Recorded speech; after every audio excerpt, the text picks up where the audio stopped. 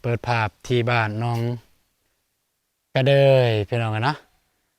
บ่ตูนก็โดนนานมาแล้วบ่ได้มาหาน้องกระเดยเพิ่นพี่น้องอืมเพราะว่าน้องเพิ่นบ่อยู่พี่น้องอ่าหรือว่าเรื่องห้องน้ำก็ยังบ่ทันได้ดำเนินเพราะว่าเบานงเพิ่น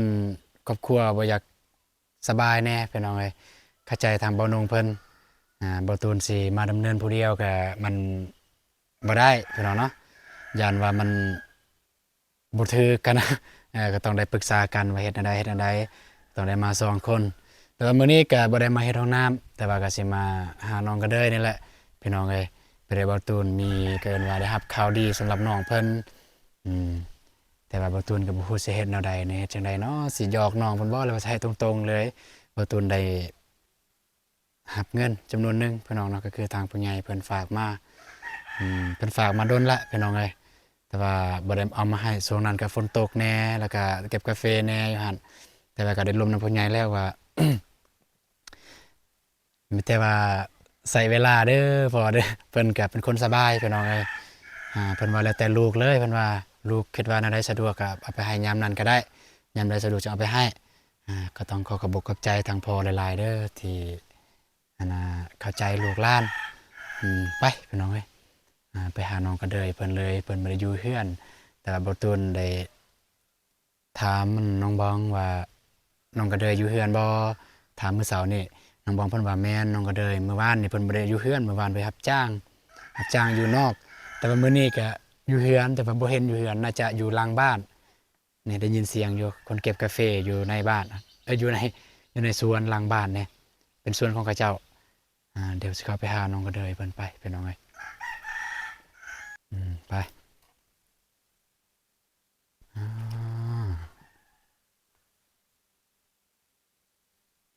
นั่นได้ยินเสียงพร้อมได้ยินเสียงกรกกรกเสียงอันนั้นมาแล้วแต่ยามนี้ก็จังซี่แหละพี่น้องเอ้ยแต่เก็บกาแฟช่วงนี้อาพี่น้องนี่บ่ฮู้ว่าน้องเพิ่นอยู่ไสพี่น้องเอ้ยจักสิเอิ้นจักสิฮ้องแล้วนี่พี่น้องอาเดี๋ยวจักหน่อยจึงเข้าไปหาน้องเพิ่นพี่น้องเอ้ยเบิ่งห้องน้ำก่อนนี่เบานงเพิ่นมากเรียบร้อยแล้วห้องน้ำนี่อืมมากสำเร็จเสร็จสิ้นนี่บอกอิหยังก็เรียบร้อยยังบ่ทันได้มาเฮ็ดเดี๋ยวพุ่นแหละบ่นงเพิ่นมาได้พุ่นแหละจึงได้เฮ็ดพี่น้องเอ้ยเอ้าน้องก็เลยเพิ่นย่างมาอาโดยโอ้ได้ยินเสียงบ่โอ้คักสุดนั่นนี่ได้ยินเสียงนาบ่าวเลยออกมาบ่เป็นหยังหั่นคันบ่มันคันบ่อาแสดงว่ามื้อนี้เนี่ยบ่าวบ่ได้เสียเวลาเลยมื้อนี้มาเมื่อวานมื้อซืนนี่มาจั่งใดก็บ่เห็นจั่งใดก็บ่เห็นเอ้าทักทายโดยสบายดีเด้อโดยสบายดีเด้อนะบ่าวตูนแล้วก็สบายดีพ่อแม่ใจบุญทุกท่านสบายดี FC ฝั่งไทยฝั่งลาวหรือต่างประเทศและบ้านเฮาก็ขอสบายดีสวัสดีเบิดสุขุสุคนเด้อโดยเก็บแต่เสาบ่โดยโอ้ช่วยเหลือช่วยเก็บช่วยเขาบ่หรือว่ารับจ้างจ้างอ๋อเพิ่นจ้างเท่าใดน่ะโล2,000โย่2,000ผู้เดียวบ่กับน้องทิพย์จันทร์โอ้อยู่ไสน้องติประจานเพิ่นเด้อไปเบิ่งผู้น้องเก็บอยู่ไสอืมเจ้าของเพิ่นก็มาอยู่บ่โดยอ๋อไปพี่น้องเอ้ยโอ้กาแฟอยู่นี่มากแฮงดกไปเลยกลัวของบ่ตูนเลยดกอะลิเออโอ้กับน้องทิพย์จันทร์ว่าสบายดีเด้อน้องทิพย์จันทร์เด้อเนาะ เก็บอยู่นี่ล่ะพุ่นกกตัวมันสุกคันเด้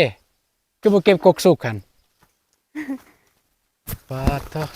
เก็บเป็นแถวเด้อเด้กกบ่สุกเพิ่นมาเก็บกกบ่สุกโอ้ไวเนาะน้องก็เด้ยอ่าเดี๋ยวน้องเก็บไปนำแล้วอาจสิถามไปนำเด้อโดยเมื่อวานนี่น้องไปไสเมื่อวานนี่รับจ้างไปรับจ้างโดยคือว่าได้ยินน้องบองว่ามีรถมารับบ่ ไปนำบ้าน ไปนำเพิ่นแถวบ้าน คนอยู่ในบ้านนี่ โดยเขาจ้าง อ่าอยู่คนในบ้านนี่อืมอืมอืมอืมได้เท่าไดเมื่อวานเนี่ย บ่ทันได้เงิน บ่ทันได้เงิน โดยแต่ได้53โล 53โล โดย ปอดคือไหว ต่อ แท้ ไป คือไหวแต่น้องผู้เดียวเลย โดย พ่อแม่บ่ได้ไปนำบ่บ้านนี่ ไอ้พ่อยแม่ก็ไปกันแต่เพิ่นไปนำลุงป้า อ๋อ เพิ่นไปนำลุงป้าแต่ พ่อแม่ได้เท่าไดพ่อแม่ บ่ฮู้คือกัน อืมไปจากมื้อเราไปหับจ้างนะนับแต่2มื้อ 3-3มื้อ ยังบ่ทันได้เงิน2มื้อเลย ได้แล้ว มื้อหนึงเนี่ยได้ยังอีกมื้อหนึง โดย เท่าไดตัวที่ได้แล้ว 150,000 ปอด คือไหวแท้ โล3,000 โอ้ 3,000 โด อ๋ ย อ แนว อยู่นี่2เนาะ แบบตัวเขาจ้างโล3นั่นบ่สุก บ่สุก โดย อืม ได้51โลแล้ว เดยบ่ธรรมดาพี่น้องเอ้ยเนาะน้องก็เดยเพิ่นไปน้องทิพย์จันทร์เด้ได้ไปนำน้องก็เดยบ่ ไปยอนไปนำเพื่อน อ๋อบ่ได้ไปนำน้องก็เดยเนาะน้องก็เดยคือบ่ชวนไปแน่ ไปตั้งแบบ บ่ได้ไปนำกันเนาะ โดยแบบเขาเอิ้นลายเด้อ อืม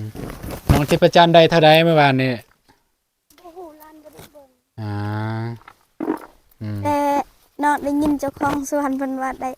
52 52,000 โดย น้องทิพย์จันทร์ได้52,000 โดย แสดงว่าน้องทิพย์จันทร์เก็บซะเก็บบ่เป็น โดย แม่นเพิ่นน้องและน้องทิพย์จันทร์นี่เพิ่นหากันมาอยู่บ้านนี่บ่มีกาแฟบ่อยู่บ้านน้องหั่นอ๋อก็เลยบ่ฮู้วิธีเก็บเนาะอืมเฮียนเอา ทิพย์จันทร์นี่คือสิแม่นดำหน้าไว้ ดำนานี่ก็สิไว้อยู่ เพราะว่าเคยเฮ็ดนาแม่นบ่อ่า กกสุก เมื่อวานนี่พวกน้าบ่าวก็เก็บกาแฟกันอยู่เฮือนทำน้องบองอยู่บ้านน้องก็ได้อยู่เฮือนบ่น้องบองแบบบ่อยู่ไปรับจ้างไปแล้วเพราะว่าไปแต่เช้ารถมารับเพิ่นว่า บ่บ่ได้ไปนำรถ บ่ได้รถ แบบก็ ย่าง ไป เอาบ่ นำบ้านนี่แหละแต่ขี่รถตุ๊กๆบ่ได้ ขี่รถตุ๊กๆ มารับโดย รับจ้างกับ บ้า คน น นาบ้าวเด้ รับจ้างกับคนในบ้านเนี่ยบ่ โดยไปเฮือนทางก็ไปทางเฮือนของนาบ้าวนี่ละ เห็นนะบ่าวบ่ บ่แนมเบิ่งอยู่แต่บ่เห็นนาบ้าว นะบ่าวบ่ทันตื่นนอน แต่ว่าเห็นคนอื่นอยู่บ่ เห็น ยกเว้นนะบ่าวเนาะ โดย นะบ่าวเจ้านี่ตื่นสวยอืม แม่นาบ้าวนี่สิเห็นเลย เห็นแม่นะบ่าวบ่ โดย นี่พุ่นน้องทิพย์จันทร์ไปเก็บกกพุ่นหมากแหง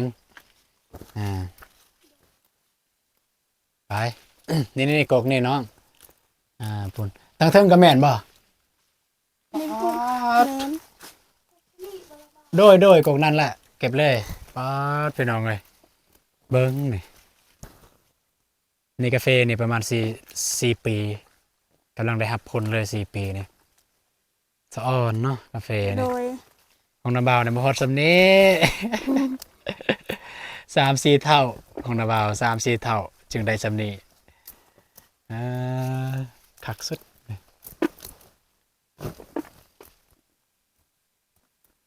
เจ้าของอยู่ทางใดเจ้าของ อยู่พุ่นว่า โดย อืมเก็บ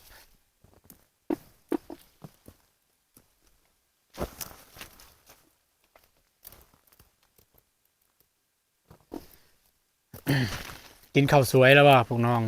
กินแล้ว น้องทิพย์จันทร์กินหรือบ่ได้ยังกินบ่แจวอีกละกินแต่แจวดุแท้เด้อเอานี่น้องทิพย์จันทร์ไม่ทิพย์จันทร์เอ้ยเอาปักใส่คอได้ โดย ไม่ได้ยินเสียงพวกน้องอยู่ห่างกันไม่ได้ยินเสียงรักกาแฟเด้อทางนี้เด้อ ทางนี้รักกาแฟเด้อฮะ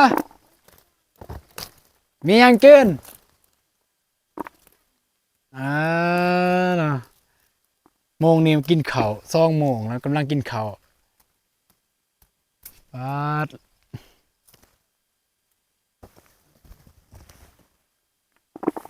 นี่เฮ้ยขันบ่ โดย อ่ ว่าแบบ า มันใส่เสื้อเปียกได้เมื่อวานแข่งคนครับ เนาะเมื่อวานแข่งฝนเลย โดย เก็บแข่งเลยบ่ โดย บ่มีเสื้อกันฝน บ่ อู้คือบ่ใส่เสื้อกันฝนนะ ถ้าบ่แข่งก็บ่ได้ อืมคนอื่นก็แข่งกันบ่ บ่ คนอื่นบ่แข่ง โดย มีแต่น้องผู้เดียว โดย โยนี่สำนานในลีพี่น้องเอ้ยเบิ่งแต่น้องก็ได้เก็บนี่สำนานในลีนี่เก็บ2 มือเลยอยากเห็นบ่นะบ่าวเก็บ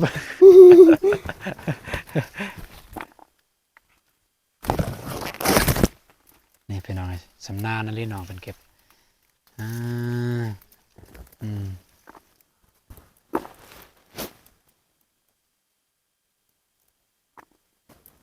อยู่เฮือนพวกน้องเนี่ยคนที่แบบว่าเฮ็ดเวียกได้แล้วก็ หาเงินรับจ้างได้นี่มีจักคนมีแต่3บ่ โดย เพราะว่า แต่ น้อง อี สอง แม่ช่วงนี้ก็เฮ็ดบ่ได้แล้ว อืม เท่าแล้ว เพราะว่าแม่ น้อง2 คนก็ยังเฮียนแต่ว่า โดย อืมมื้อนี้บ่เห็นน้อง2 คนนั้นเพิ่นไปไส ไปเก็บกาแฟ ไปกาแฟกันไปซอย โดย แม่ซอยพ่อ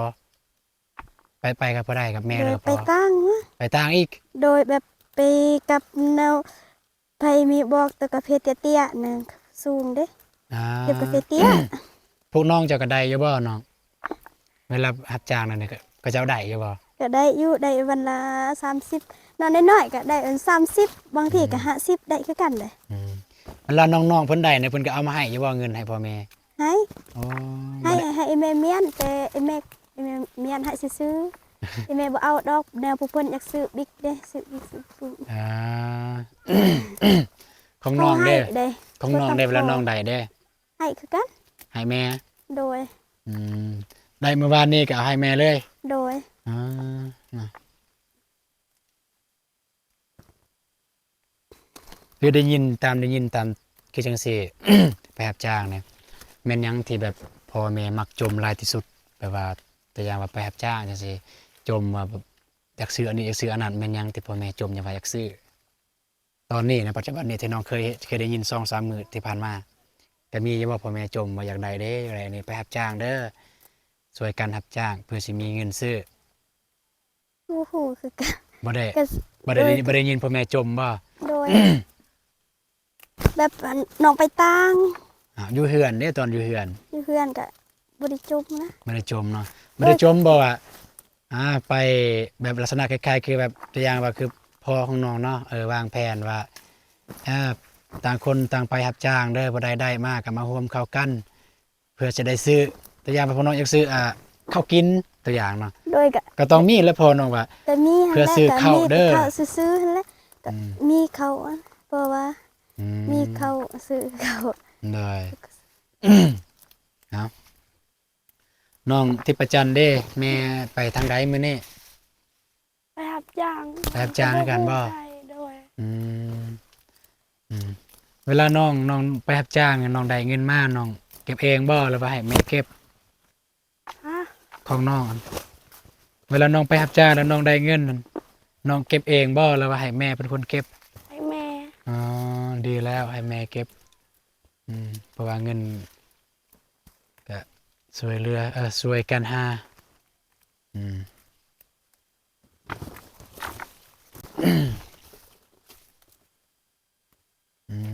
เนาะอันนี้ก็คือยานว่า FC หรือว่ามีคนที่ยังบ่เคยได้เห็นน้องผู้นี้พี่น้องเอ้ยทางทีมงานเฮาก็เคยมาถ่ายหลายคนละแบบว่าเบานงเบาเตียงเบาตูนนี่แหละถ่ายก็คือผู้นี้ก็คือคล้ายๆกับเป็นลูกกำพร้าหั่นล่ะเพราะว่าพ่อทิมพ่อเนี่ยเป็นทหารเป็นพนักงานรัฐนี่แหละแต่ว่าพ่อทิมแม่พ่อทิมแม่ แต่ว่าเว้าเรื่องลูกนี่มีสิทธิ์ว่าจะอยู่นำไผแต่ว่าทางน้องเพิ่นก็เลือกที่จะอยู่นำแม่เพราะว่าเห็นแม่อยู่คนเดียวก็เลยเลือกอยู่นำแม่ไปได้อ้าย2 คนผู้ชายเลือกอยู่นำพ่อบ่ตูนก็คิดภาพเนี่ยน่าจะพ่อเนี่ยก็น่าจะคนที่อยากมีแน่จักหน้อยเพราะว่าเป็นพนักงานเด้มีเงินแน่จักหน้อย สำหรับแม่เนี่ยจะบ่มีหยังเลยคนนี้ก็คือน้องทิพย์จันทร์พี่น้องเลยผู้ที่มาอยู่ใหม่ๆเนี่ยพอทิมพอทิมทางทางแม่ทางลูกนั่นแหละสำนั้นแหละชาวบ้านก็เลยอีตนชาวบ้านอยู่บ้านน้องกระเดยน้องบ้องนี่แหละก็เลยอีตนก็เลยเด้อปูเขื่อนให้พี่น้องเลยปูกระตอกให้น้อยๆ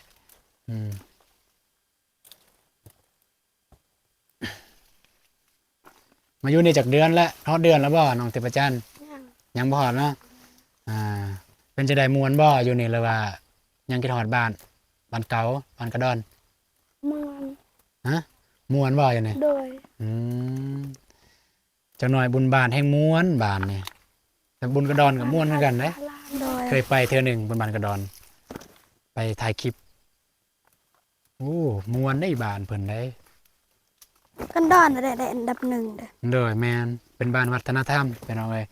เป็นบ้านแหล่งท่องเที่ยวทางด้านวัฒนธรรมที่ยังรักษาฮีตของประเพณีอันดีงามของชนเผ่าตั้งแต่ดึกดำบรรพ์พุ่นละอยู่บ้านกระดอนพอได้ที่ได้เคยได้พอได้เห็นผ่านๆเนี่ยการพิมพ์คำว่าเมืองบ้านกันดอนเมืองท่าแตงเนี่ยออกเลยในเน็ตใน Google นับแต่ต่างประเทศต่างชาติชาวไทยชาวลาวมาเบิด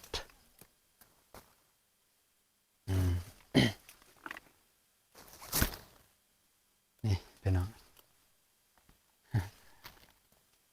กกเดียวเนี่ยเต็มเลยเนาะเต็มหมวกเลยเนาะ โดย เต็มกรุบเลย กรุบบ่เนี่ย สวิง สวิง โดย โอ้น้าเบาคนว่าหมวกคนว่ากรุบบ่แม่นเนาะ โดย อันนี้เขาซ่านเอง เฮ็ดเองเลย โดย อืม แบบ ตัวล้นนั่นเก็บน่ะเด้อตัวล้นเด้อ โดย เดี๋ยวน้อยจุกคองเพิ่นสิเว้าได้ เก็บให้หมดต้นแล้วก็เก็บมันจึง อ่า เก็บ นั่น เดี บ่ ยว อืมกาแฟนาเบาในกาแฟแม่นาเบาล้นเบิดและมันแห้งมันเหี่ยว ฝนตก โดยแม่นแหละฝนตก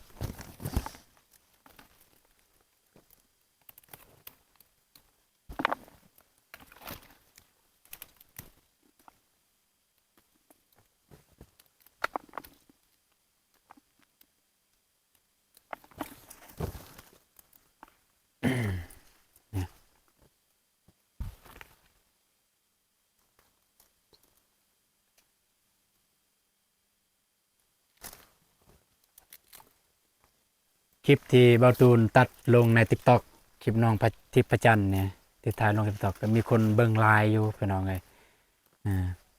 มีคนเบิ่งไลน์อยู่ FC เขาเบิ่งบางคนคอมเมนต์ว่า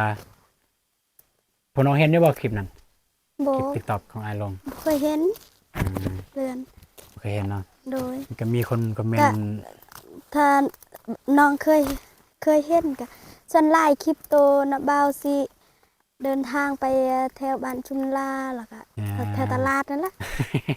น้องพระจันทร์ว่าเคยเห็น บ่เห็นว่ามีอยู่ในหัน มีอยู่ในหันแหละมีคน FC เพิ่นคอมเมนต์อยู่ว่าอีต้นเด้เพิ่นว่าบางคนว่าอยากฝากเครื่องมาให้ แต่ว่ายังบ่เห็นฝากเทื่อ FC เพิ่นคอมเมนต์ขอสองทางติดต่อแหน่เพิ่นว่าอยากฝากเครื่องมือสองไปให้สองแม่ลูกเพิ่นว่าได้บ่ตูนก็ยินดีที่จะเป็นสะพานบุญให้น้องเพิ่นก็เข้าใจอยู่เนาะเก็บนี่แล้วพักผ่อนเด้อน้ำบ่าวมีแนวสิลมน้ำ โดย เก็บกกนี่แล้วก็พักผ่อนคันน้องทิพย์จันทร์คันบ่แล้วก็บ่ต้องพักผ่อนเด้อ บ่ได้ยังบ่ทันแล้วบ่ต้องพักผ่อนบ่ได้แล้วก่อนคนนั้นพักผ่อนก่อนเลยเอาเล็งมือ เล็งเลยเล็ง บ่เป็นดอกลาน เล็งเลยเล็งเลยเล็งเล็งเล็ง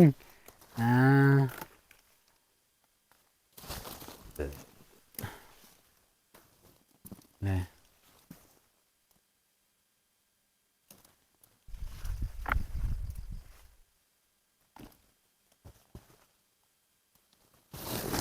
โอ้อีต้นเด้น้องก็เลยบ่ฮอดแล้วตัวถึงนี่น้องมีเวทีแนวใดเก็บตัวถึงกันน้องก็เลยฮะ ฮอด ฮอดบ่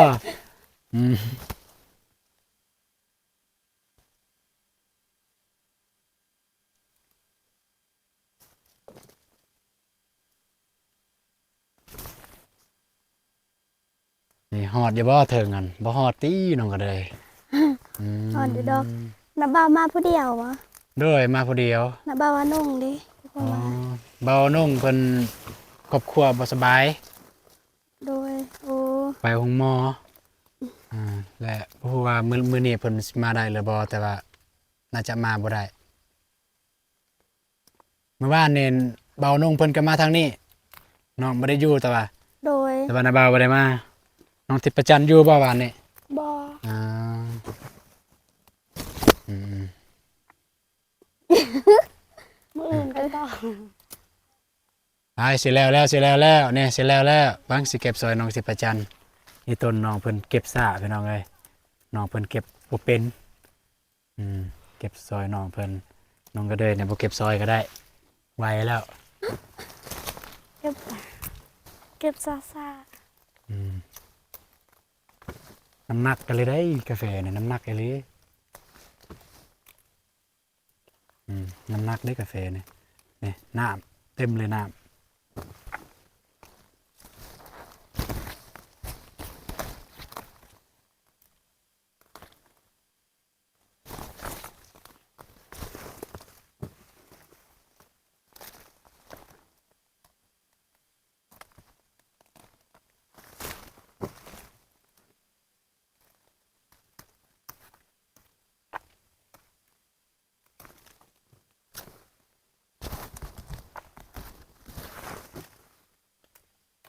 น้องก็เลย โดย คันน้องมีเงินตอนนี้1 ล้านกีบน้องในหัวของน้องอยากซื้อหยัง ซื้อเขาว ซื้อข้าว โดย เมื่อแหละข้าว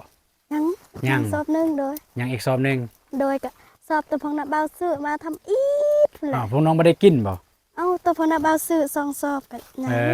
อ คือสิกิน ประหยัดเนาะ โดยก็สิกินละ คันน้องได้ล้านหนึ่งน้องสิซื้อข้าว โดย คันน้องได้2 ล้าน สมมุตินะอันนี้นะบายาคูซื้อ บ่ฮู้คือกัน เอา ให้ คือ แม่ให้แม่เลย ให้แม่ โดย สมมุติน้องได้3 ล้าน เอาก็ให้แม่นั่นแหละ ให้แม่เบิดเลย โดยก็ให้แม่ซื้ออีหยังตุคัดเรือบ่มีก็เป็นนัวค่าไฟค่าน้ำนี่แหละ สมมุติน้องได้4 ล้าน สมมุตินะน้องได้4 ล้านสมมุติ ก็ให้แม่นเบิดแหละ ให้แม่เบิดเลยบ่มีบ่แบบว่าได้4 ล้านแบบเงินของน้องเองได้น้องรับจ้างน้องได้4 ล้านสมมุตินะ ให้แม่ ให้แม่เบิดเลย โดยถ้ามีป้ายแหละน้องสิเอาน้องเอาก็ ถ้ามีป้ายสมมุติป้ายมีแต่20,000 ป้าย20,000น้องก็เอา20,000 โอเคสันปักพรไปเมื่อ ยังทันแล้ว ยังทันแล้ว โดย อยู่เทิงกันคนพี่น้องเลย เพิ่มอยู่ดอก เทิงบ่ เทิง น้องเทพจันทร์เทิงอยู่น้องเทพจันทร์สูงน้องก็เดินต่ำจะหน่อยงากาแฟกับเจ้าสิฮักได้หัน แบบเฮาเอาแบบซ้ำเฮาเทิงซื่อๆบ่ฮักดอก เก็บเด้อน้องเทพจันทร์นี่มันล้นนี่เก็บเด้อจะหน่อยเจ้าของเพิ่นสิตัดเงินเอาได้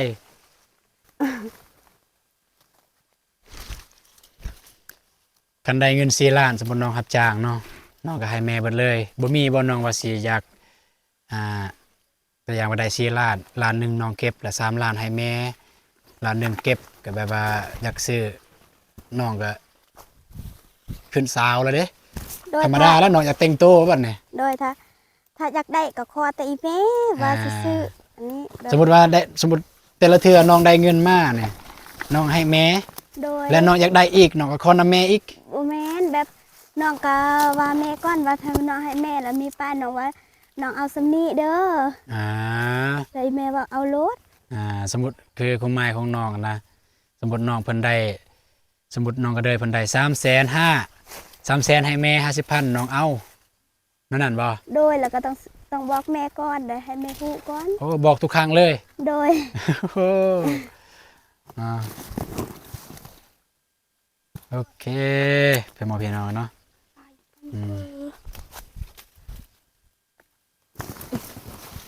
แต่ตัวน้องอยากได้น้องคืดนี่ว่าสิซื้อเสือถ้ามี เสือ แม่โดย เสื้อปูบ่ โดย น้องอยากได้เสื้อปูแบบใด ากได้ก็ได้ เสือปูเสือนอนเนี่ย โดย แม่นละพี่น้องไอ้เพราะว่าของน้องเพิ่นบ่มีเสืออืม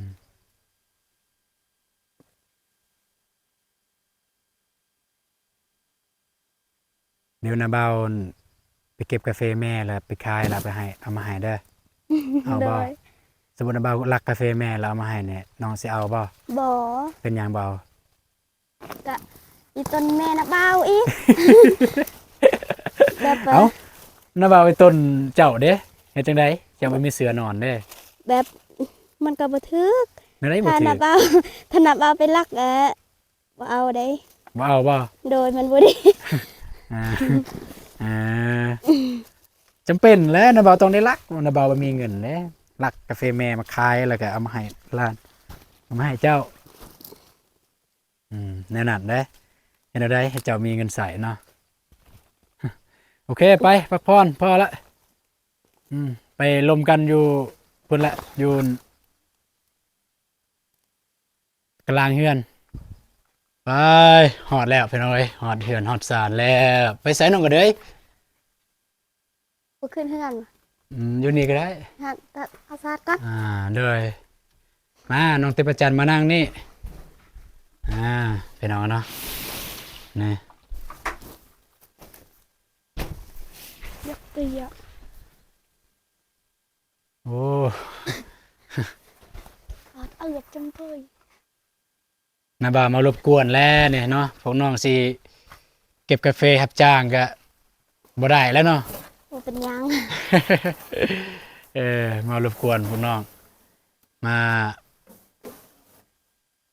ตัดเงินแล้วก็เอิญเลยไปนั่งโอเคพี่น้องเดี๋ยวสิหามองตังกล่องก่อนจักหน่อยหนึงโอเคพี่น้องเรียบร้อย นะเบา เด้ยมานั่งคุยกันอยู่นี่มามาสองคนเลย มานั่งคุยกันเลยน้องก็เลยนั่งกลางก็ได้เห็นอยู่บ่เอ้ยมืดอีหลีได้อยู่บ่บางทีเสียงมันจะดูดกันคือน้องไอ้เสียงไมค์ปิดไมค์หนึ่งมาไมค์หนึ่งปิดไมค์น้ำนองก็เลยก็ได้ปิดมันดูดกันได้เสียงโอ้กูจักเอาน้ำมาให้กินอีกน้องก็เลยเนาะเอาแปลงก่อนไปลองไงมันเหลื่อมแล้วก็บ่อยากเห็นปานใดโอเคขอโทษหลายๆเด้อที่อายมาขัดจังหวะพวกน้องเก็บกาแฟบ่ได้เงินแล้วเจ้าสิเฮ็ดจังไดเนาะสิทดแทนเงินได้คันอายทดแทนเอาบ่เอาบ่คันอายทดแทนเงินน้อง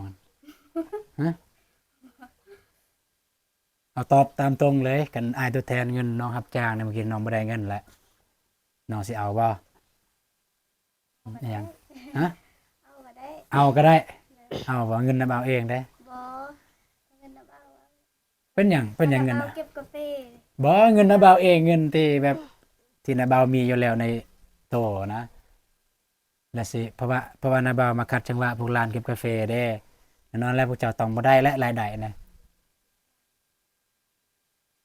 ก็บ่มีแต่ว่าก็นะบ่าวได้ถ่ายคลิปแล้วเด้ก็สิให้เพราะว่านะบ่าวมาคัดจังหวะพวกร้านเก็บกาแฟเนี่ยคันบ่นะพวกร้านก็ได้ละ150,000เมื่อวานนี้ก็150,000 เอาบ่เอาเนาะ โดย โอเคเพื่อนพี่น้องเนาะกะบ่ระยะห่างเพิ่นน้องเอ้ยกะทางน้องซองน้องเพิ่นพอดีไปเก็บกาแฟเพิ่นน้องเอ้ยเก็บกาแฟอยู่ในแหละนี่อยู่นี่กะบ่าวตูนก็ไปคัดรายได้ซั่นซะรายได้ทางซองน้องเพิ่นแต่ว่าที่สำคัญก็ไปคัดรายได้ของน้องก็ได้น้องก็ได้ยับไปพุ่นก็ได้แล้วก็มันติดกันให้มันติดกันใหม่พวกน้องอยู่หั่นมันจึงบ่ดูดกันนั่นแหละ มันจะมาดูดกันโอเคพี่น้องเอ้ยเวลาใหญ่ห่างมื้อนี้นะบ่าวก็มีแนวสิให้เด้อมีแนวสิให้น้องก็เด้อเมื่อวานมื้อซืนนี่เพิ่นไปรับจ้างได้จักมื้อ ตาม 2 มื้อ 2 มื้อบ่ โดย กันสั้นเนี่ยมื้ออื่นมื้อฮื้อเนี่ยนาบ่าวให้น้องพักบ่ต้องไปแล้วรับจ้าง โดย เห็นบ่ โดย อ่ามันเป็นมื้ออื่นเนาะก็น้องอยากไปก็ไป อยากอยู่ก็อยู่เด้อ โดย สำหรับมื้ออื่นมื้อฮื้อมื้อตื้อมื้อตึงน่ะน้องอยากไปก็ไป อยากอยู่ก็อยู่อยู่ก็ดีคือกันเวลาบ่อายมาก็สิได้ถ่ายน้องให้มาถ่ายนี่คุมวิทย์ห้องน้ำนี่แต่คันน้องบ่อยู่ก็บ่เป็นหยังน้องบ่อยากรับจ้างก็ไปอืม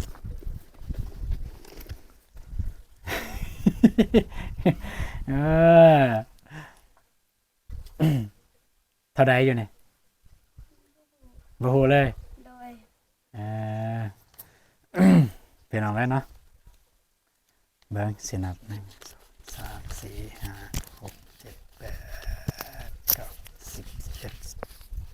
12 13 14 15 16 17 18 19 20 21 22 23 24 25 26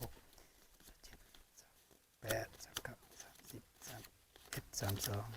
33 34 35 36 37 38 39 40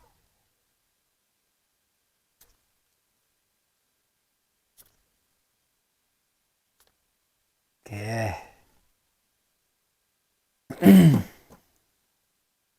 เบิ่งสนับคือ1 2 3 4 5 6 7 8 9 10 11 12 13 14 15 16 17 18 19 20 21 22 22 23 24 25 26 27 28 29 30 31 32 33 34 35 36 37 38 39 40 41 42โอเค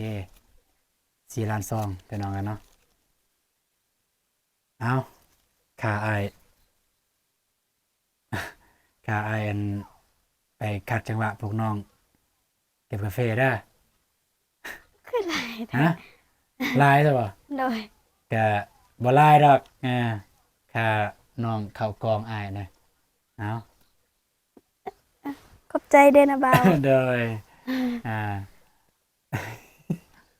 โอเคพี่น้องกันเนาะเห็นอยู่บ่บ่เห็นเบิ่งไกลๆเบิ่งให้เห็นจังได๋อาจสิตัดโอเคเรียบร้อย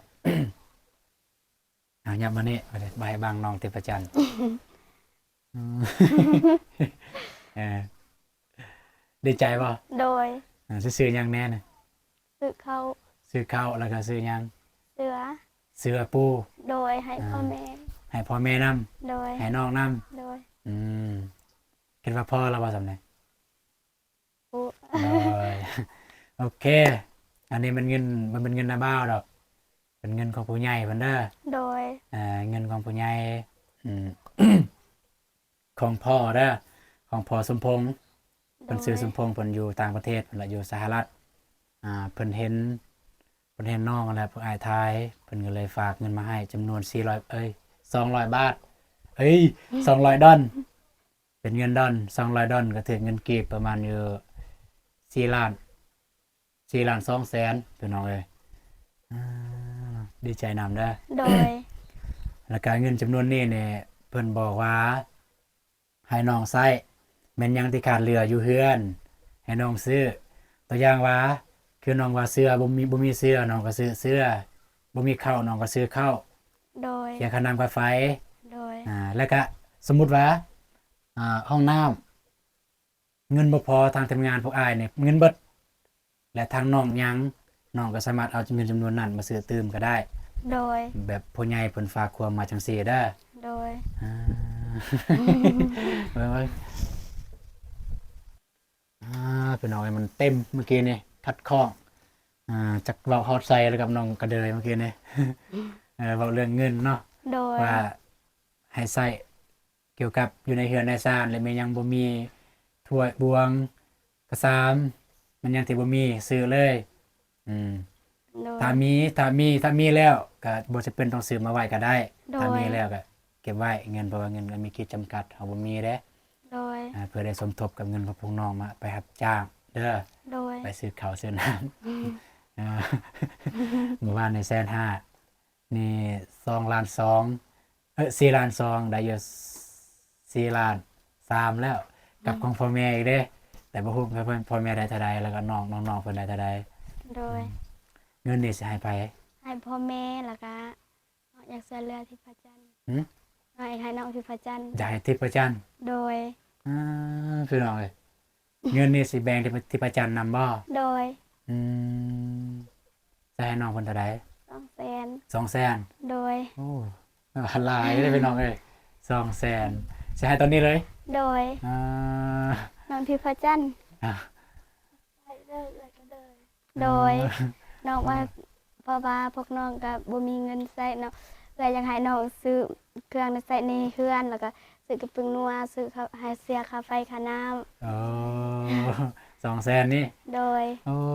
พี่น้องอะ จัก เนาะ พ่อจักบ่ เออเอาแต่ว่ามีน้ำใจน้องก็ได้มีน้ำใจเพื่อนเอาเลย ตบมือ ตบมือ ตบมือตัวเองโอเคพี่น้องเนาะมันสิยืดสิยาวไปน้องเอ้ยก็สำหรับคลิปนี้ก็บ่มีหยังไรพี่น้องเนาะก็มีแต่ว่านี่แล้วบ่าวตูนเอาเงินมาให้บ่าวตูนก็ได้รับเงินจำนวนนี้ก็ประมาณ 2-3 มื้อหลังที่ผ่านมานั่นแหละสองมาก็ฝนตกแล้วก็น้องก็เลยเพิ่นบ่ได้อยู่เฮือนกันสิมาตอนค่ำก็มันกองบ่าวตูนมันบ่แจ้งเพราะว่าคือขนาดนี้กลางเว้นยังบ่อยากเห็นปานใดกันกลางคืนแห้งแล้วเลยบ่เห็น ก็เลยเลือกมือมาแล้วก็บอกน้องบองไปบอกน้องกระเดยให้อยู่แหน่สิมาหานะ ก็เลยได้มาเมื่อนี้แต่ว่าสิ่งที่บ่ตูนขาดบ่คิดบ่คาดคิดก็คือน้องเพิ่นมีน้ำใจแบ่งให้น้องทิพย์จันทร์200,000กีบจำนวนเงินอาจจะบ่หลายแต่ว่าน้ำใจเพราะเรื่องน้ำใจนี่หลายยิ่งใหญ่เด้อเห็นบ่อาจจะบ่ได้หลายได้จำนวนเงินนะคันเงินสมัยเสมอนี่อาจจะบ่ได้หลายจำนวนเงินแต่ว่าเว้าเรื่องน้ำใจนี่หลาย สู้ๆเด้อ น้องมันเก็บกาแฟเมื่อวานนี่ได้50,000น้องก็ได้150,000น้องมันเก็บซะ โอเคแต่ว่าอยากให้น้องก็เลยบอกกับใจทางพ่อเพิ่นเด้อเพิ่นอยู่สหรัฐพ่อสมพงษ์เด้อ โดย เวลาก็บอกกับใจก็อันเนี้ยบ่ตวนสิเว้าหน้ากองเลยก็คือเวลาก็บอกกับใจเพิ่นก็คันผู้ใดที่ว่าเฮาเอิ้นพ่อเฮาต้องเอิ้นเฮาเองนี่ลูกเด้อ โดย เอิ้นว่าลูกเด้อเอาขอบกับใจพอเพิ่นเด้อ โดย แมว โดยก่อนอื่นหมดน้องก็ขอขอบอกขอบคุณทางพ่อหลายๆเด้อที่ช่วยเหลือลูกส่งเงินให้ลูกใช้ขอให้พ่อสมพงษ์จงมีสุขภาพร่างกายแข็งแรงความเจ็บบ่ให้ได้ความไข้บ่ให้มีขอให้ห่างให้มีให้ร่ำให้รวยเฮงๆปังๆตลอดปีตลอดชาติเด้ออย่าเจ็บอย่าจนพร้อมครอบพร้อมครัวเด้อขอให้สุขกายสุขใจปรารถนาสิ่งใดก็ขอให้ได้สิ่งนั้นขอให้สมดังหวังปรารถนา นอนหลับก็ขอให้ได้เงินหมื่นเด้อนอนตื่นก็ขอให้ได้เงินแสนย่างแกงแคนก็ขอให้ได้เงินล้านย่างเลาะบ้านก็ขอให้เป็นมหาเศรษฐีเด้อหรือว่าเฮ็ดธุรกิจอันใดก็ขอให้ลาภให้ลื่นเด้อพอสาธุ สาธุโอ้นะโอเคเป็นเอาเนาะก็พิธีเรียบร้อยทางน้องก็ได้เปิดก็ได้รับเงินเรียบร้อยแล้ว โดย เดี๋ยวเมื่อกี้เนี่ยประตูก็เลยโทรหาพ่อเพิ่นหลับเพิ่นนอนโทรรบกวนตอนดึกตอนเดินทางเฮาในกลางเว้นทางเพิ่นตอนดึกเด้ทางเพิ่นนั่นนะเพิ่นอยู่ต่างประ โด เทศ ย โอเคเพื่อนๆน้องเนาะสำหรับคลิปนี้กับตูนกับสิขอจบคลิปเพียงเท่านี้เนาะก็ก่อนอื่นหมดต้องขอขอบคุณกับใจทางพอสมพงษ์หลายๆเด้อที่ไว้เนื้อเสียใจเบาตูนให้เบาตูนเป็นสะพานบุญในครั้งนี้เนาะก็โอนเงินมาจำนวน$200ก็คือเงินลาวก็ประมาณอยู่4ล้านกับ200,000กีบพี่น้องเนาะก็มาให้ทางน้องก็ได้บัดทีพอแล้วจะได้ก็ขอให้พ่อจงสุขภาพแข็งแรงกันยังมันคนยืนปรารถนาสิ่งใดก็ได้สิ่งนั้นเด้อพอเด้อสาธุโอเคพบกันใหม่สำหรับคลิปนี้เบาตูนในการน้องๆขอกล่าวคำว่าสบายดีเด้อไปแล้วพี่น้องดีใจนำเด้อ โดย อ่า